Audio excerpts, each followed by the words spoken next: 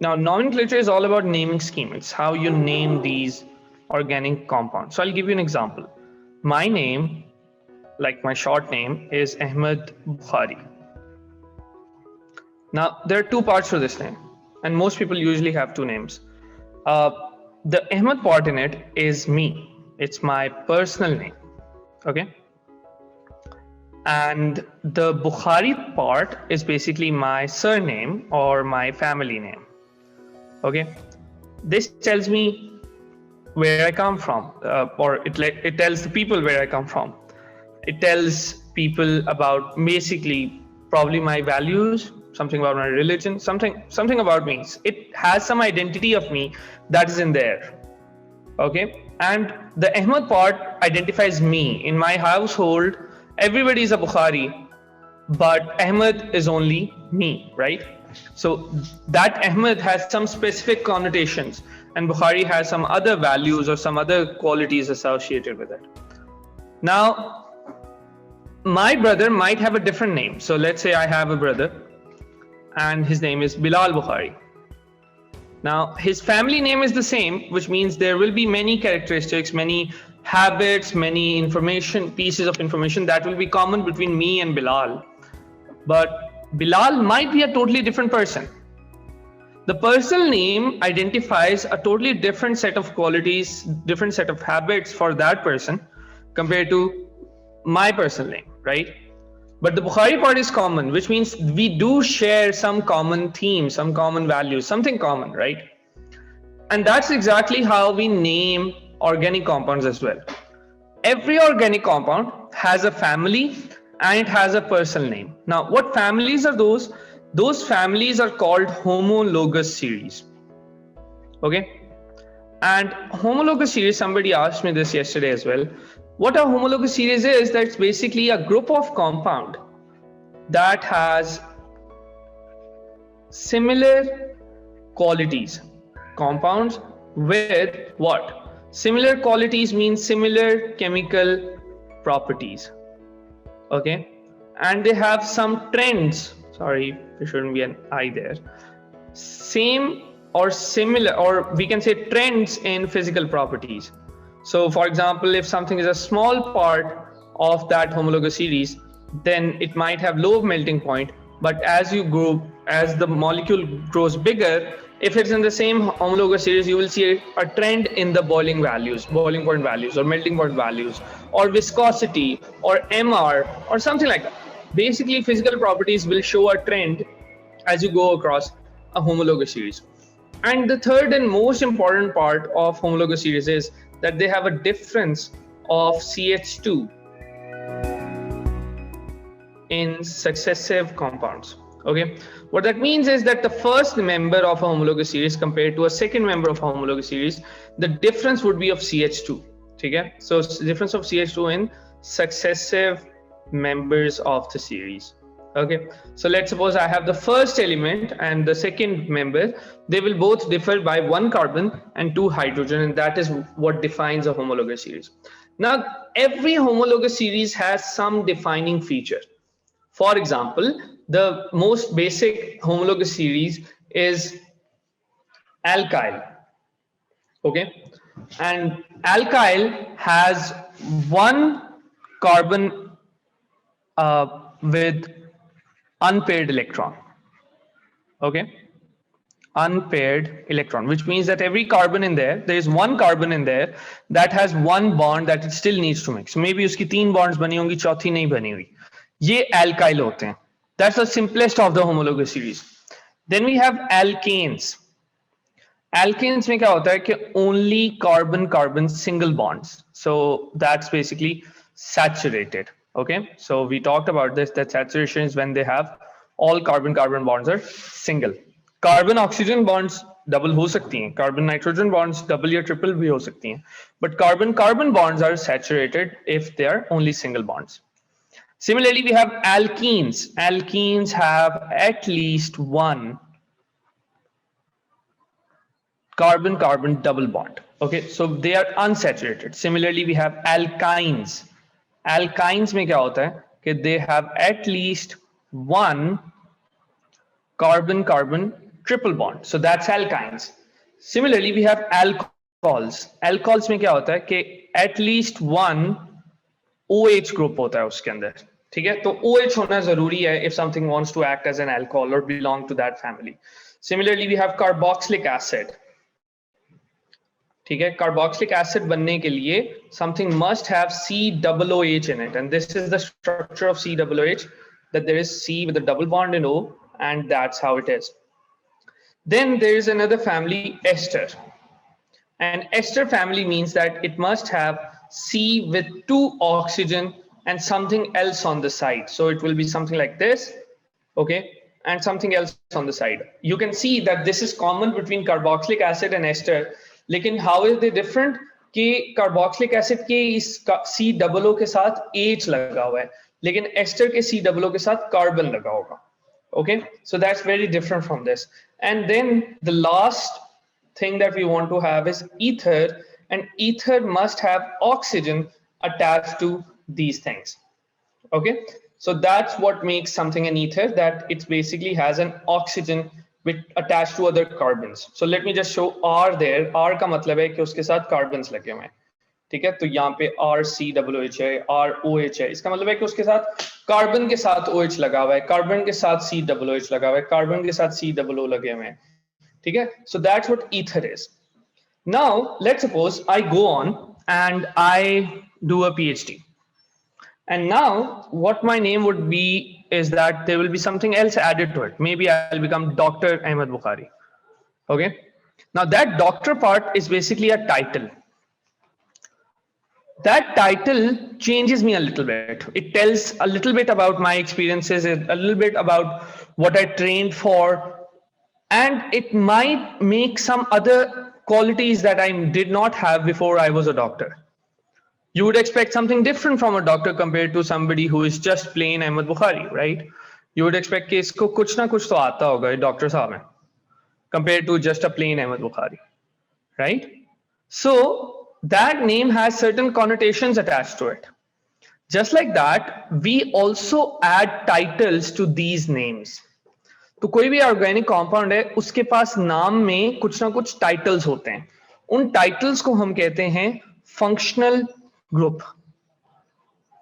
Functional groups basically tell us something more about that thing. It's a basically set of atoms attached to or bonded to an organic compound. Okay. And what they do is they start to override or they dominate its properties. उसकी properties change हो जाएंगी, वो फिर regular नहीं रहेगा, वो different हो जाएगा.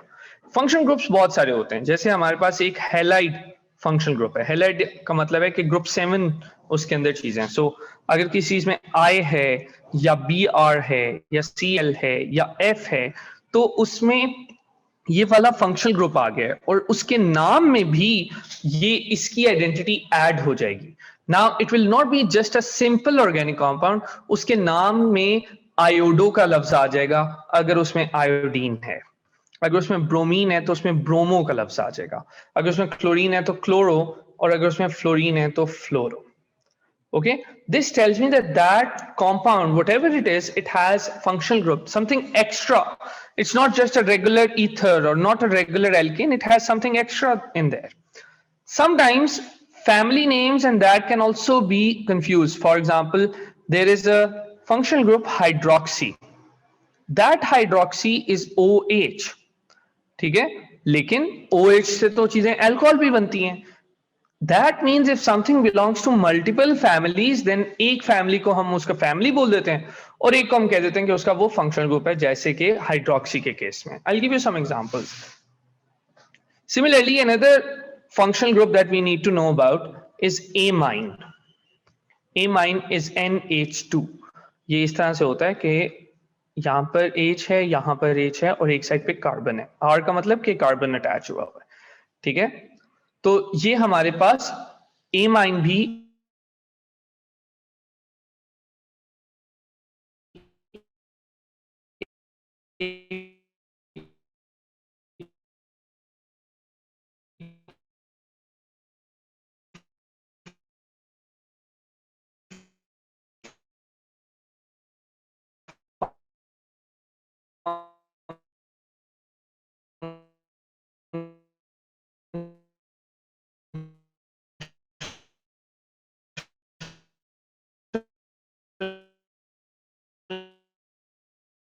ग्रुप है जिसका हमें पता होना. I'm sorry, something was wrong with my internet. So we can start over. So as I was saying, functional groups are basically set of atoms that dominate or change the properties of any organic compound. Yes. Sir R का मतलब carbon होता है? Are का मतलब होता है carbon की कोई चीज, जैसे कि इथाइल या कार्बन C2H5 या CH3, कुछ भी कार्बन का बना हुआ वो आर है. कार्बन और हाइड्रोजन बेसिकली. ठीक है. So amine is another functional group जिसका हमें पता होना चाहिए. फ्लोरो, क्लोरो, ब्रोमो तो उसमें आ ही गए. Alright, and then we have hydroxy. So as we move on, we will study more about these things. So now, how do we name things? So for example, I have this compound. So the first thing I need to know is what family it belongs to. So the family is clearly alcohol. So इसके नाम में ol आ जाएगा. Okay.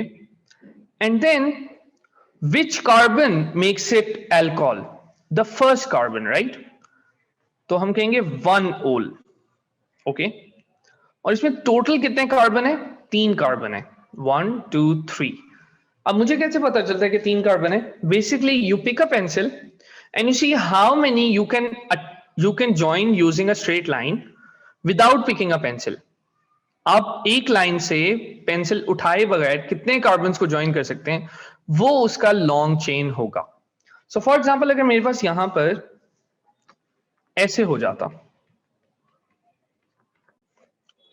तो इसमें मैं देखूंगा कि 1 2 3 4 5 I can join 4 carbon atoms without picking a pencil. Oh, sorry, 5. If I can join 5 carbon atoms without picking a pen, this will be pent 1 ol. Pent क्यों? क्योंकि 5 कार्बन इसके लॉन्ग चेन में. 1 क्यों? क्योंकि फर्स्ट कार्बन पे OH है. और ol क्यों? क्योंकि इसमें OH है. तो पेंट 1 ol, ये इसका नाम हो जाएगा. Let's try it again. Let's try it with something else. Let's suppose I have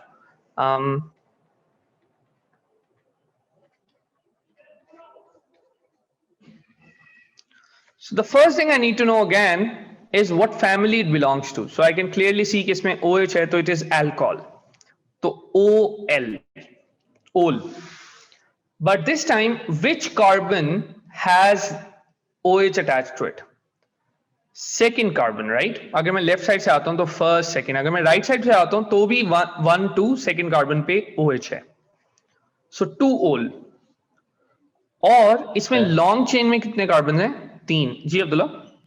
sir हमने लेफ्ट साइड से काउंट करना है ना कार्बन देखना है. किसी भी साइड से आप पिक करें, you always try for smaller numbers. मैं आपको एक एग्जांपल दूंगा इसके बाद राइट नेक्स्ट टू इट, तो आपको उससे क्लियर हो जाएगा. Now in this one, I can join 3 carbons in a row without picking a pencil. ऐसे side से I move, I have 3 carbons, so I'll be like, okay, this is prop. So prop 2 ol. Let's try it one more time.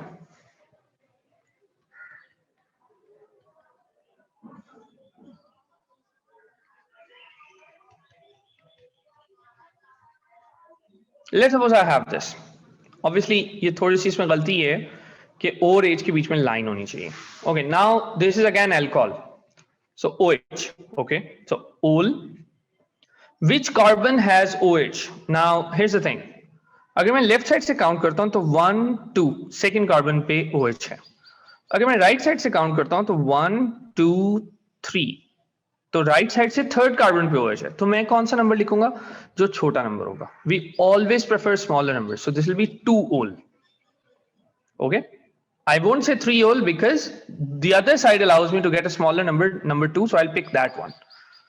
And then how many carbons in the long chain? 4. So I'll be like, okay, 4 in the long chain, so that is but 2 ol. अच्छा, अगर हमारे पास एक से ज्यादा functional groups लग जाएं, let's suppose मेरे पास ऐसा ही कंपाउंड है, यहां पर OH है और यहां पर amine है. Let's suppose I have this. Now what family it belongs to? It's still alcohol family, but it also has a functional group which is amino. Okay, so I'll be like, okay, family name first, so OL. Which carbon? Second carbon, because I will pick the number that gives me a smaller number. So second carbon. And how many carbon in a long chain? 4. देखें अभी तक मैंने उसके function group को check नहीं किया है, क्योंकि मैं उसके पर्सनल नाम के बाद फंक्शन ग्रुप को देखूंगा. So this is 4 carbon, so that is but2ol. लेकिन इसमें अब NH2 भी है, तो NH2 को मैं कहूंगा अमाइनो. ये इसका टाइटल है, ये इसका फंक्शनल ग्रुप है.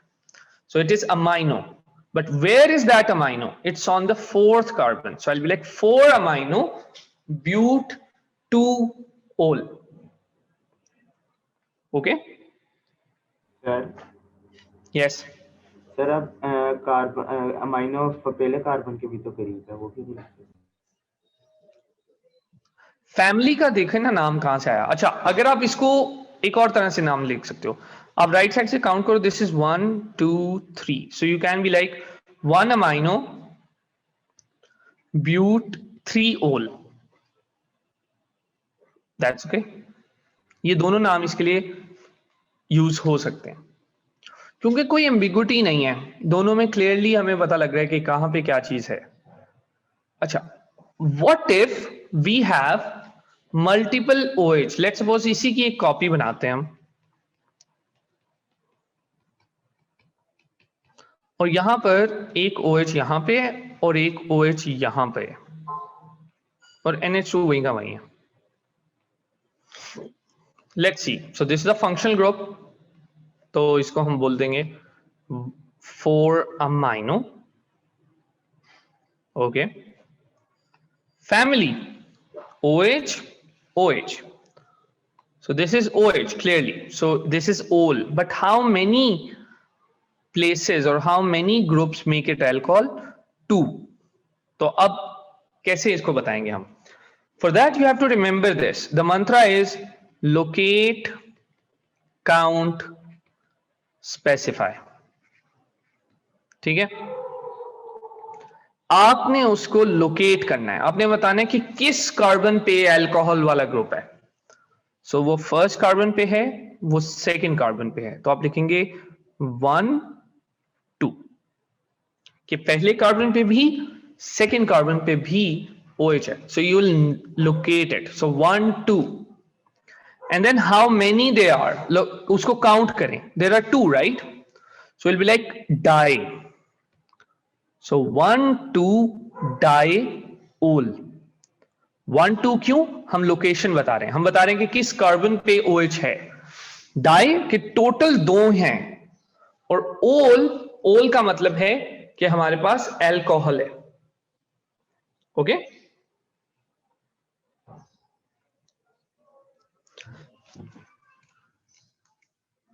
And it has 4 in the long chain, so will be like okay 4 but, उसके लॉन्ग चेन की वजह से आ गया. Let's try one more.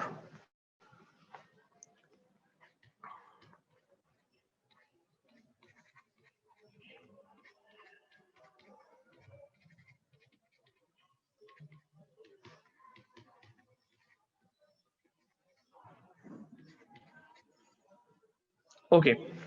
Would anybody like to attempt this? Which family does it belong to?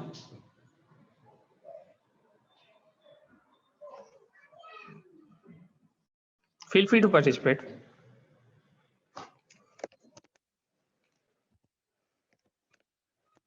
Alcohol? Sir, alcohol. Yes, it is an alcohol. Yes, very good. So this is ol because of that. How many alcohol groups? 2. 2. So name it.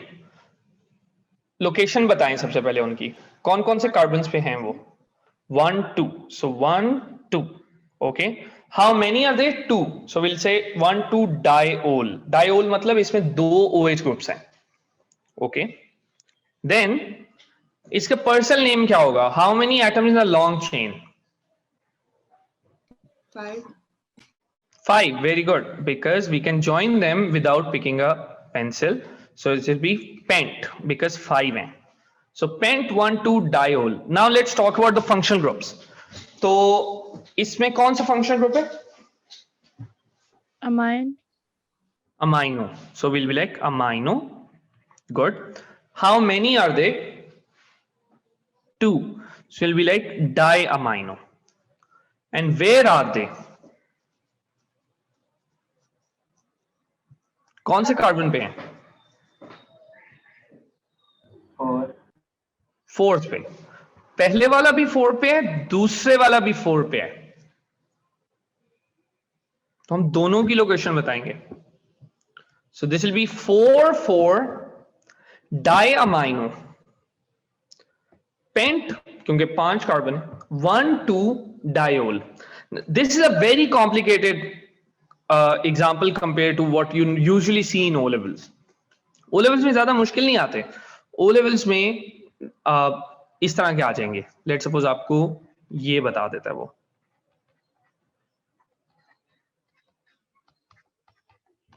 Ji, name this thing. Go on.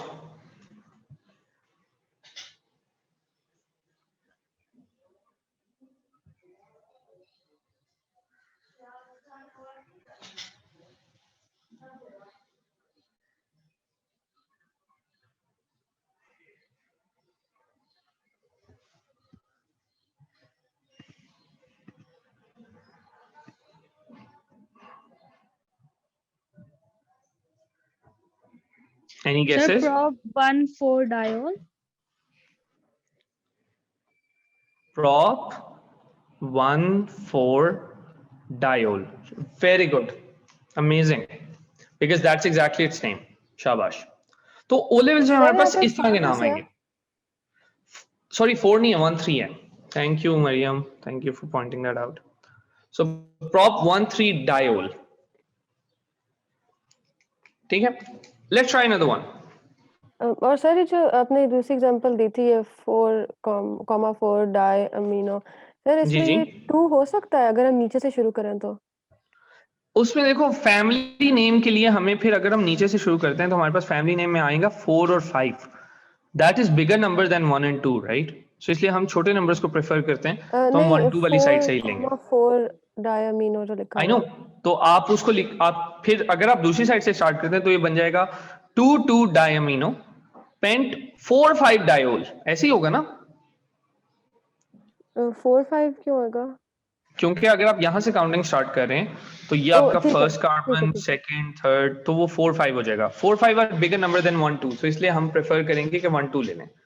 अच्छा, मैंने इसको थोड़ा सा change किया है. अब बताएं इसका नाम क्या होगा? Where did it go? Yeah, this one.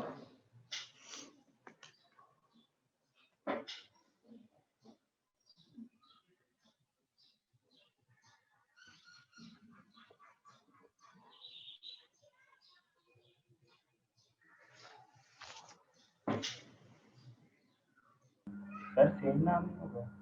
Sir, dichloro prop 1,3 और नहीं 1,3 very diol. Good, very good. इसमें डाइक्लोरो होगा बिकॉज फंक्शनल ग्रुप डाइक्लोरो है, लेकिन हमें उसे लोकेट करना है. लोकेट, काउंट, स्पेसिफाई, तीनों चीजें बतानी है आपने. तो लोकेट करें किस कार्बन पे हैं ये क्लोरीन. सेकंड पे. Very good. So now the name would be 2,2 dichloro prop 1,3 diol. And every bit in there has a meaning. There is nothing extra there. उसमें 2,2 डाइक्लोरो क्यों है? क्योंकि सेकंड कार्बन पे 2 क्लोरीन है. प्रॉप क्यों है? क्योंकि लॉन्ग चेन में 3 कार्बन है. 1,3 क्यों है? क्योंकि फर्स्ट कार्बन और थर्ड कार्बन पे OH है. सो ओवरऑल 2 OH हैं, सो इसलिए ये डायोल है. ठीक है. समटाइम्स एग्जाम में हमें वो इस तरह का बॉक्स बना के दे देता है. इस बॉक्स का मतलब भी यही है कि जो भी इसके अंदर है we don't care about it. हम उसका नाम नहीं रखते. हम बस ये कह रहे हैं कि इसमें 2 OH हैं, सो ये डायोल है. सिमिलरली अगर मेरे पास यहां पर लेट्स सपोज ये बन जाए, तो इसका नाम क्या होगा?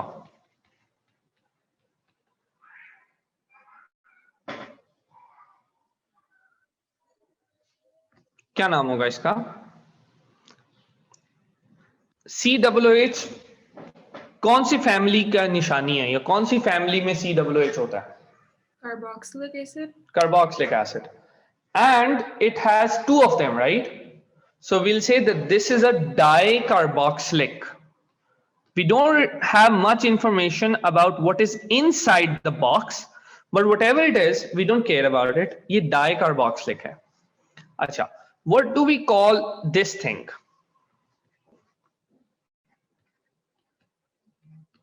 This family is clearly, we don't know what family it is, but this has two amino functional group. So we'll say this is diamino. Similarly, if you have something like this, what will you call this?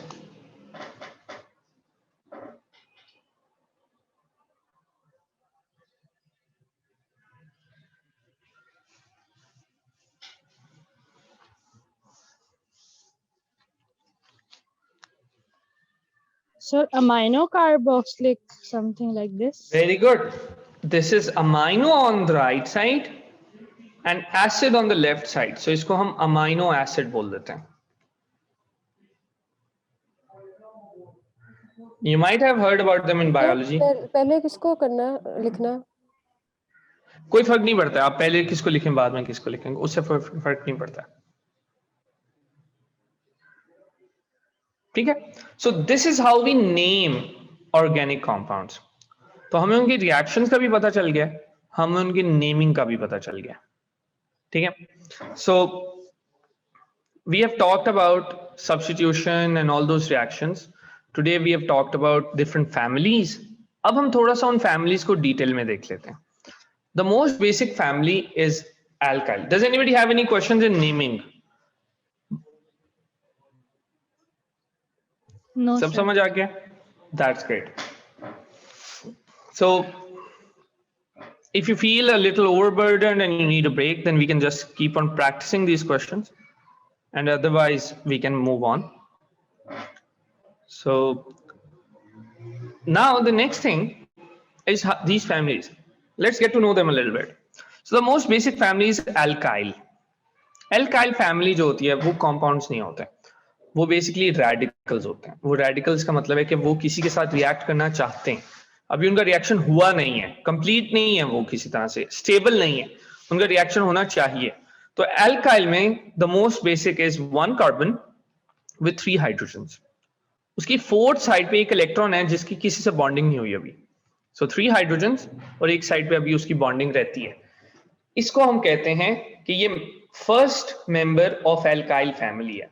तो alkyl family की वजह से उसका नाम में YL आएगा, और इसमें एक कार्बन है तो इसका नाम होगा मेथाइल. सिमिलरली इसमें हमारे पास अगर 2 हो जाएं, जिसका मतलब है आप कैसे बनाओगे कि सेकंड मेंबर बनाना है इस फैमिली का, आप 2 कार्बन्स को एक लॉन्ग चेन में लिखोगे and then you will fill them up with hydrogen. So 1 2 3, क्योंकि हर एक की 4 बॉन्ड्स पूरी करनी है और इसकी 4 नहीं पूरी करनी क्योंकि एल्काइल फैमिली है, इसका एक इलेक्ट्रॉन खाली है.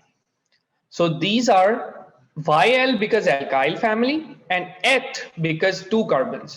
So ethyl, वो methyl है, ये ethyl है. methyl का फॉर्मूला होता है CH3, ethyl का फॉर्मूला होता है C2H5. आप अगर इस फैमिली के ज्यादा मेंबर्स को नहीं भी बनाना जानते या बनाना चाहते, these two you must know. Ethyl, methyl. Let's try for another one. Remember, every family, the next thing will have 1 more carbon, 2 more hydrogen. So हमने यहां पर तीसरा बनाना है तो हमें 3 कार्बन चाहिए, तो हम 3 कार्बन को ऐसे एक लॉन्ग चेन में ज्वाइन कर देंगे. ठीक है?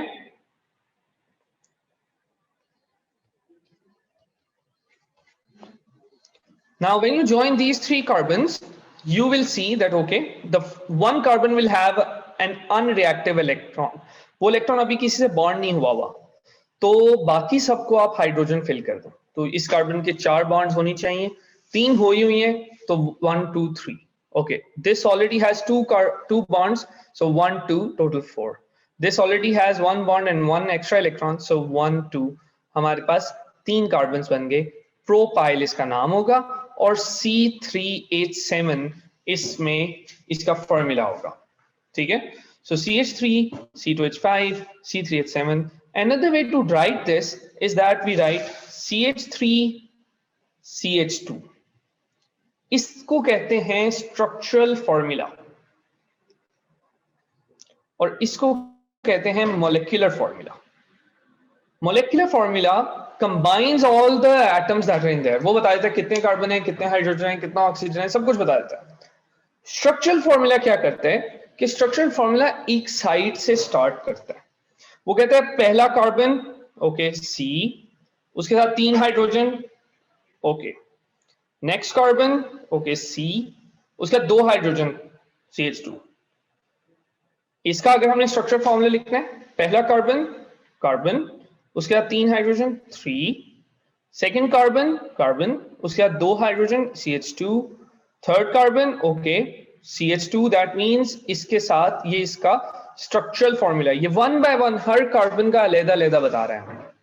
These are called alkyls. And why are they important? They do not naturally exist. वो होते ही नहीं है, तो हम उनको पढ़ क्यों रहे हैं? क्योंकि they are what makes everything else. All organic compounds start as alkyl somewhere. For example, the first family that is usually taught in schools is alkane family. What is an alkane family? Alkyl के लिए symbol use होती है R. ठीक है, आप पूछ रही थी Maryam. R is a symbol for alkyl, something made of carbon and hydrogen. Now, alkanes are simply RH. You take an alkyl, you add a hydrogen to it, वो alkane बन जाएगा. तो मैं पहला alkyl लेता हूं, वो है methyl CH3, और उसके साथ यहां पर हाइड्रोजन लगा दूंगा तो ये alkane बन गया. मैं सेकंड alkyl लेता हूं CH3 CH2, और उसके साथ यहां पर एक और हाइड्रोजन लगा देता हूं, ये सेकंड मेंबर बन गया. मैं एक और लेता हूं और उसमें मैं यहां पर हाइड्रोजन लगा देता हूं, तो ये थर्ड मेंबर बन गया. इनको कहते हैं एल्केन्स. ठीक है, एल्काइल का जनरल फॉर्मूला होता है CnH2n+1, कि उसमें से एक एक हाइड्रोजन ज्यादा होता है compare to double of carbon. CnH2n+1 is the formula. What will be the formula for alkane? CnH2n+1 तो बन गया alkyl की वजह से, और उसमें एक और हाइड्रोजन ऐड कर दिया तो बन गया CnH2n+2. That is the general formula of alkane, because all alkanes form by adding hydrogen to alkyl. So ये alkane है. इसी तरह मेरे पास alkene है. alkene का फॉर्मूला क्या होता है कि आप एक R लेते हो और उसमें से रिमूव कर देते हो एक हाइड्रोजन, सो R-H. ठीक है, so that is what alkenes are. तो एल्कीन का फॉर्मूला होगा CnH2n, जितने कार्बन उसका डबल हाइड्रोजन. इसको इस तरह भी लिख सकते हो आप, CH2(n). इसका मतलब है कि CH2 CH2 CH2 आपस में ज्वाइन हुए हैं और किसी एक जगह पर हमारे पास डबल बॉन्ड होता है. So first member of alkene family वो एक कार्बन वाला नहीं हो सकता, बिकॉज वी नीड 2 कार्बन्स. सो अगर हमारे पास 2 कार्बन हैं, आपने लॉन्ग चेन में बनाया और डबल बॉन्ड डाल दी. अब इस कार्बन की 2 बॉन्ड्स हैं, 2 हाइड्रोजन लगाते हैं, उसकी भी 2 बॉन्ड्स हैं, 2 हाइड्रोजन लगाते हैं. ये first member of alkene family हो गया. अच्छा, सेकंड मेंबर कैसे होगा? 3 कार्बन्स को लॉन्ग चेन में बनाए और कहीं पर डबल बॉन्ड बना दें, आपकी मर्जी है. लेट्स सपोज हम यहाँ पे बना लेते हैं. अब 4 बॉन्ड्स हर एक की पूरी कर लें.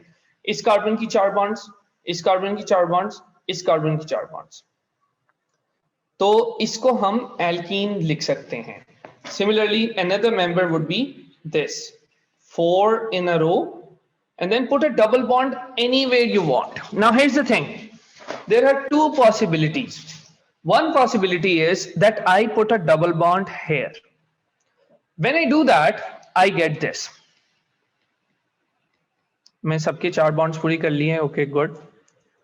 Another option was that I would have done this. 4 carbons बनाए और सेकेंड वाले पे डबल बॉन्ड बना दी. मेरी मर्जी है ना, तो मैं पहले पे भी बना सकता था.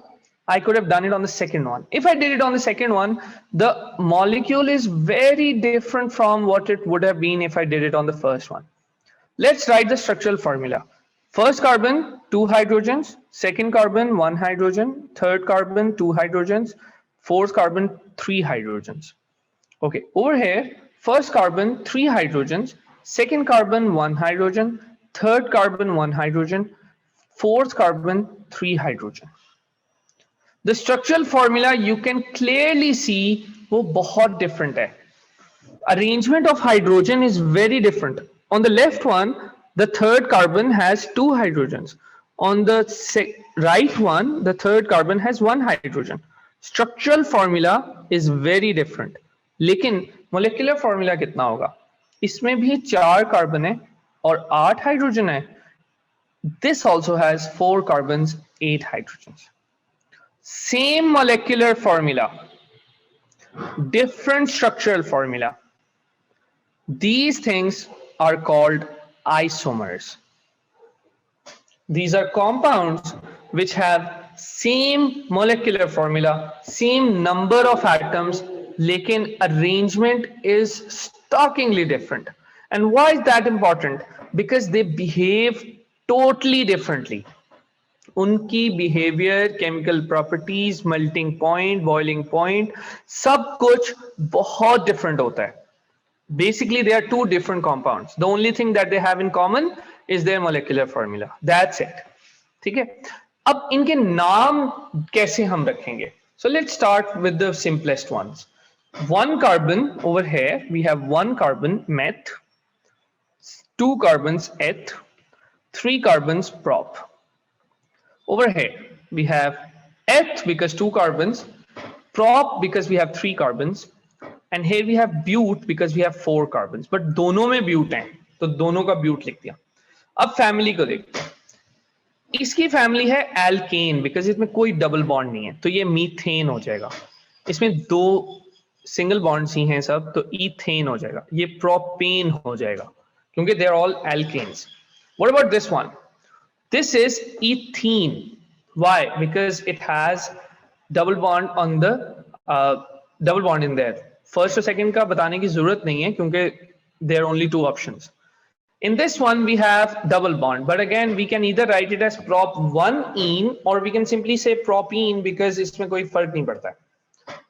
अब ये भी दोनों alkenes हैं, लेकिन where is the double bond that makes it an alkene? In this one and in this one. They are both enes, but we cannot say कि ये दोनों butene है क्योंकि दोनों different चीजें हैं, उनका same नाम नहीं हो सकता. तो इसलिए हम क्या करेंगे? This is but 1-ene because it has double bond on the first carbon, and this is but 2-ene. Very good, Alina.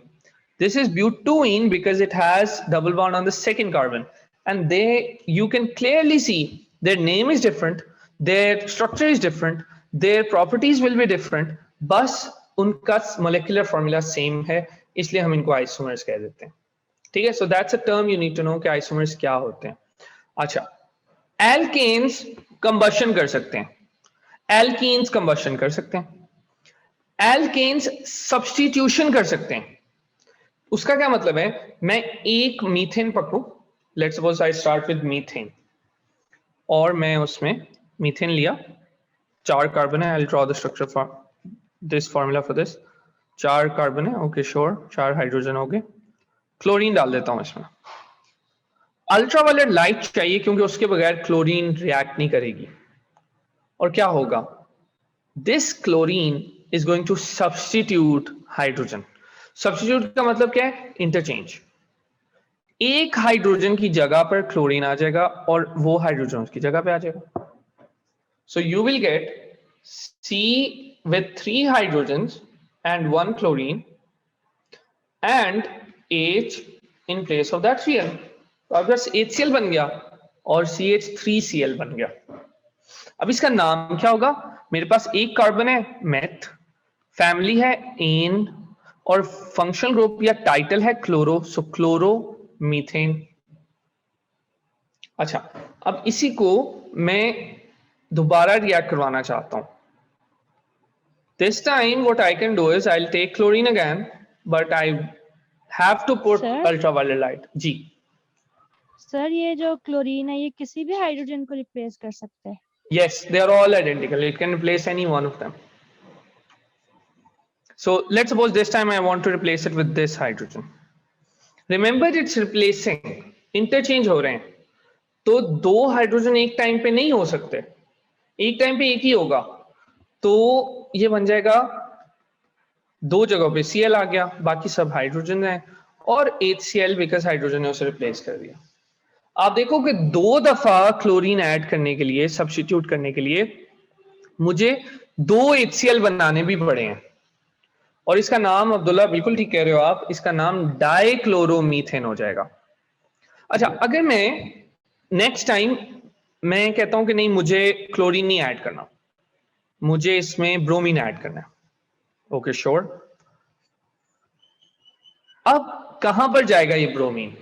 Thing is bromine hydrogen को तो रिप्लेस कर सकता है, क्लोरीन को नहीं कर सकता, क्योंकि क्लोरीन ज्यादा रिएक्टिव है. तो मेरे पास ये ऐसे बन जाएगा. वैसे भी ये रिएक्शन इतना जल्दी होता नहीं है, ब्रोमीन इज लेस रिएक्टिव, उसके लिए हमें स्पेशल कंडीशंस चाहिए. तो हमारे पास अब इसका नाम क्या होगा? इसका नाम होगा ब्रोमो डाइक्लोरो, कि इसमें एक ब्रोमीन है और दो क्लोरीन है. मेथ बिकॉज एक कार्बन है, एन बिकॉज एल्केन है, और ये HBr बन जाएगा उसके साथ, क्योंकि उन्होंने इंटरचेंज किया. ये हाइड्रोजन इधर आ गया, ये ब्रोमीन इधर चला गया. लेट्स सपोज नेक्स्ट टाइम मैं इसी को चेंज करता हूं और मैं इसमें फ्लोरीन ऐड कर देता हूं.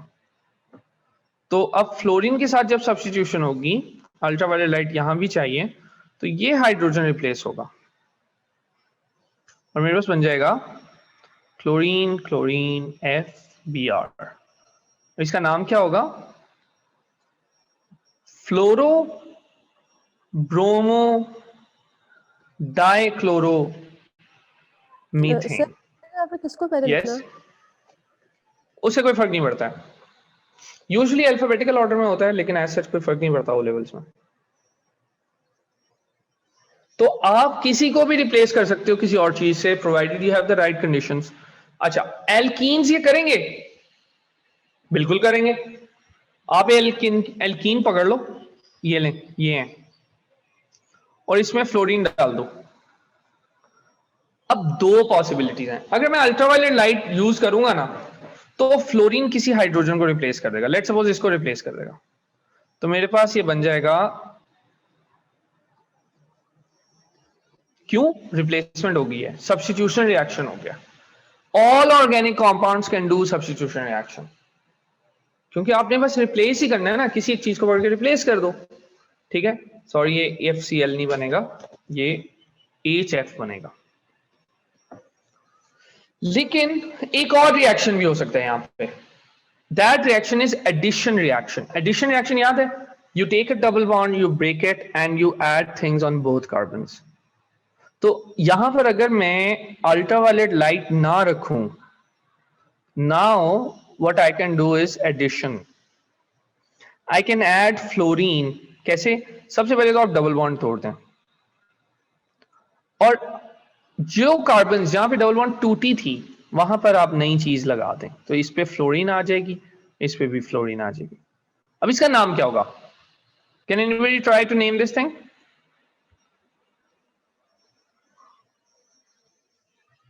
डाइफ्लोरोइथीन. Okay, good attempt. Here's the thing, always try to start with the family. Family comes first, zindagi mein bhi. Okay, so this is alkane family, so ane लिखते हैं. Okay, दो हैं, एथेन लिखते हैं. अब उसके फंक्शनल ग्रुप पे आए, अब उसके टाइटल्स पे आए कि वो क्या उसने जिंदगी में काम किया जिससे वो कोई चीज बन गया. So this is difluoro. लेकिन बात ये कि डाइफ्लोरो तो है, लेकिन कहां पर है वो fluorine? Locate, count, specify. Remember this thing, locate करना जरूरी है. तो एक फर्स्ट कार्बन पे है, एक सेकंड कार्बन पे है. 1 2 डाइफ्लोरो इथेन, क्योंकि रिमेंबर डबल बॉन्ड जहां टूटेगी वहीं पर उन दोनों कार्बन पे कुछ ना कुछ आएगा।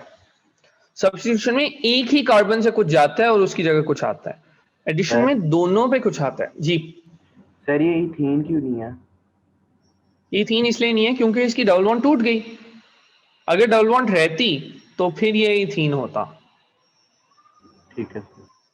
ठीक है, अच्छा इथीन हो भी सकता है। Let's try this time. हम इसको ऐसे करते हैं,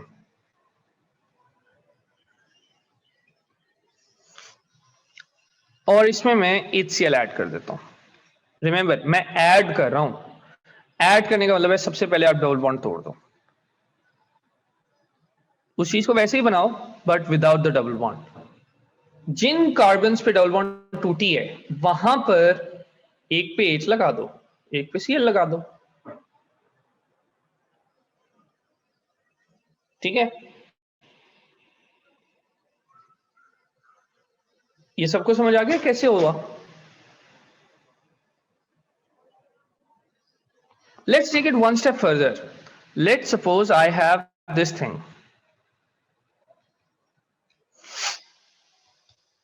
Let's suppose I have this, और इसमें मैं फ्लोरीन ऐड कर देता हूं। ऐड कर रहा हूं, डबल बॉन्ड टूटेगी, दोनों डबल बॉन्ड टूटेंगी, एक नहीं टूटेगी। एडिशन हर जगह होनी है, जहां जहां डबल बॉन्ड होगी वहां वहां ब्रेकडाउन होगा। तो आपने वही चीज बना लेनी है without the double bond.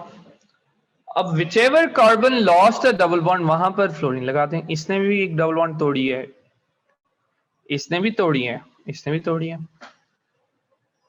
Sir addition हो गई जी। और ये बैलेंस लेकिन 2 फ्लोरीन है। हाँ तो 2 फ्लोरीन लगा दी हमने, तो लेकिन आपने यहाँ पर 4 बनाई है। बैलेंस किया उसको, 2 fluorine molecules. Remember the principle, wherever double bond is वो टूट जाएगी, उसकी जगह कुछ आ जाएगा दोनों पे। ये एडिशन है। एल्केन्स ये कर सकते हैं? नहीं। क्यों? उनमें डबल बॉन्ड होती नहीं, उसने करनी कैसे? एल्कीन्स कर सकते हैं? यस। क्यों? डबल बॉन्ड होती है, एडिशन हो सकती है। Which is why we use this reaction as a test for saturation. कैसे? मैं अगर इस चीज को ब्रोमीन से रिएक्ट करवाऊं और अल्ट्रावायलेट लाइट नहीं दूं तो कोई रिएक्शन हो सकता है? नहीं। If I give ultraviolet light, bromine will break and start substitution reaction. But I don't have that. I'm doing this reaction maybe in the dark. It doesn't have ultraviolet light. It will not do substitution. It will go for addition. लेकिन addition यहाँ पे हो नहीं सकती. Carbon doesn't have any double bond to break. You can't start addition reaction without breaking the double bond. So bromine will not react. Bromine is brown. It will remain brown. Now do this thing, but this time do it with a double bond thing in there. What happens? Bromine is brown this time as well. But the moment you allow it to react, it's going to react and it's going to break the double bond. I'm drawing it again without the double bond. And now whichever carbon lost the double bond, वहां पर bromine आ जाएगी. It's going to get a bromine. Remember, alkanes and alkenes are colorless. This thing is colorless. What is the change? If you're somebody looking at it, what will you see? आप देखेंगे कि जब first carbon था, 3 carbon वाला molecule उसमें गया, आपको नजर तो कुछ नहीं आ रहा होगा, आपको एक गैस बबल करती नजर आ रही होगी। तो आप देखोगे कि उसमें I had bromine in there. So this was bromine. Maybe this is the brown color. Let's suppose हम इसको color दे देते हैं. So this was brown. You pass that gas in there. तो उसमें कोई गैस आती है, ठीक है? Let's suppose ये bubbles आए हैं, कुछ भी नहीं होगा, वो bubbles बाहर निकल जाएंगे। क्यों? क्योंकि वो react नहीं की। Now you do the same thing, but this time you notice कि ये brown थी और उसमें मैंने bubbles को फेंका है, यहां से bubbles आए हैं, लेकिन right when you do that you will notice कि वो color गायब हो गया. क्यों गायब हो गया? क्योंकि that gas reacted with bromine, so the color faded. You will see that the brown color goes away, it decolorizes. Yes sir. Yes ma'am. Sir ऊपर रिएक्शन क्यों नहीं होएगा? क्योंकि देखो रिएक्शन करने के लिए मुझे या तो अल्ट्रावायलेट लाइट देनी है ताकि वो हाइड्रोजन को सब्स्टिट्यूशन करे, रिप्लेस करे, वो मैंने दी नहीं. दूसरी ऑप्शन क्या है उसके पास? डबल बॉन्ड तोड़े, एडिशन रिएक्शन करे. वो तो कर नहीं सकता, डबल बॉन्ड है ही नहीं. ठीक है. ठीक है, but the lower one has a double bond, which means it can go to that option. If I have chlorine, it will do the same thing. If I have iodine, it will do the same thing. Iodine solution लें, उसका colour होगा brown, orange brown. उसमें आप ये add कर दें, वो colourless हो जाएगा. आप क्लोरीन सोल्यूशन लें, उसमें ये ऐड कर दें, कलरलेस हो जाएगा. फ्लोरीन सोल्यूशन लें, स्लाइट येलो कलर होगा उसका, वो भी कलरलेस हो जाएगा. Why do we still prefer bromine? Because bromine has a very dark color and it's easily mixed and doesn't evaporate that easily. आप क्लोरीन यूज करोगे ना, वो जल्दी से evaporate कर जाएगी. ठीक है, आयोडीन यूज करोगे वो ब्लैक सॉलिड बन के बैठ जाएगी. Bromine is liquid, so using bromine is very good test for saturation. आप चेक कर सकते हो कि रिएक्ट किया कि नहीं किया, डबल बॉन्ड है कि नहीं है. अगर आप अल्ट्रावायलेट लाइट नहीं दे रहे, आप धूप में ये रिएक्शन नहीं कर सकते, क्योंकि अल्ट्रावायलेट रिएक्शन होगा, दोनों जगहों पे वो कलरलेस हो जाएगा. Can anybody tell me why that will happen? अगर मैं अल्ट्रावायलेट लाइट देता हूं, दोनों जगहों पे डीकलराइज हो गया, कलर चला जाएगा, उसकी क्या वजह है? रिएक्टिव ज्यादा होगा ब्रोमीन. नहीं, कोई रिएक्टिव ज्यादा नहीं होगा. रिएक्टिविटी पे कोई फर्क नहीं पड़ता अल्ट्रावायलेट लाइट से. अल्ट्रावायलेट लाइट करती क्या है? अल्ट्रावायलेट लाइट ब्रोमीन को तोड़ती है और सब्स्टिट्यूशन रिएक्शन होने देती है. तो अगर आप अल्ट्रावायलेट लाइट में ही रिएक्शन करोगे तो ऊपर वाले में भी सब्स्टिट्यूशन हो जाएगी, नीचे वाले में भी सब्स्टिट्यूशन हो जाएगी. ब्रोमीन का रिएक्शन हो गया तो क्या? Colourless. But if you don't have ultraviolet light, only then can bromine react with double bond. Addition reaction तभी होगा ना जब डबल बॉन्ड होगी. So याद रखें, सब्स्टिट्यूशन ऑफ हेलोजेंस के लिए अल्ट्रावायलेट चाहिए ही चाहिए, और एडिशन के लिए डबल बॉन्ड चाहिए ही चाहिए. डबल बॉन्ड टूटेगी तो एडिशन होगी. तो इसका मतलब है अगर मेरे पास एक कंपाउंड है, मुझे देखना है कि ये सैचुरेटेड है या अनसैचुरेटेड है, इसमें डबल बॉन्ड है या नहीं है. तो I will simply pass it through bromine water या एक्वस ब्रोमीन, जो कि ब्राउन होती है. अगर डबल बॉन्ड हुई तो उसका कलर खत्म हो जाएगा, अगर नहीं हुई कलर नहीं आएगा, colour will not go away. But I can not have ultraviolet light there. If I do, everything just goes becomes useless. Okay?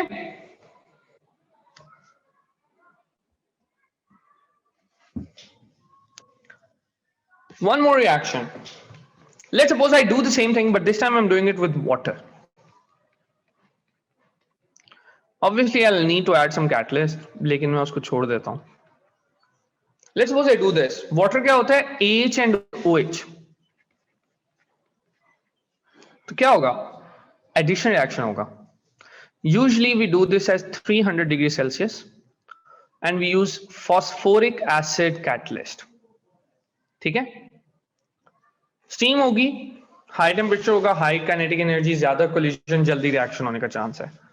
Activation energy भी होगी इसके पास. फॉस्फोरिक एसिड अलाउ करता है for it to react easily.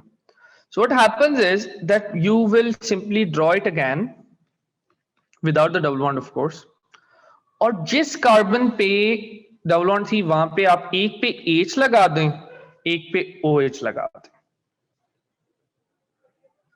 यहां पे एक option है, अगर मैं ऐसे बनाऊं इसे, and rather than putting H here, I put H here and I put OH here. So what have I made? What have I made? What are these things called? Isomers. Isomers. Very good. एक का नाम है prop 2 ol, एक का नाम है prop 1 ol. I have made isomers. But one thing that is for sure is that I started with an alkene and I have made alcohol. And this is how you make alcohol in industries. You take that, you add steam to it. Remember, this is addition reaction, breaking the double bond और उसको जोड़ देंगे. You add steam to it and you're ending up with alcohols. Simple. So you have to understand the principle of addition. इससे फर्क नहीं पड़ता है कि आपके पास पानी है या ब्रोमीन है या क्लोरीन है या फ्लोरीन है या HCl है या HCN है, कुछ भी है। अगर डबल बॉन्ड है उसको तोड़ो, एक पे एक चीज लगेगी, दूसरे पे दूसरी चीज लगेगी, दैट्स एडिशन। Understand that. अगर अल्ट्रावायलेट लाइट है, हेलोजन सब्स्टिट्यूशन की तरफ जाएगा, एडिशन नहीं करेगा। Understand the conditions and you will understand whatever is happening. कोई रिजिड रूल्स नहीं है कि सब्स्टिट्यूशन सिर्फ एल्केन पे होगी और अल्कोहल पे नहीं होगी। होगी, क्यों नहीं होगी? जहां पर कंडीशंस मीट कर जाएं वहां पे वो काम हो जाएगा, वो रिएक्शन हो जाएगा। We will resume our discussion on reactions again. We will need 2 more days to finish organic chemistry. All right. Thank you. And if you have any questions, you can ask.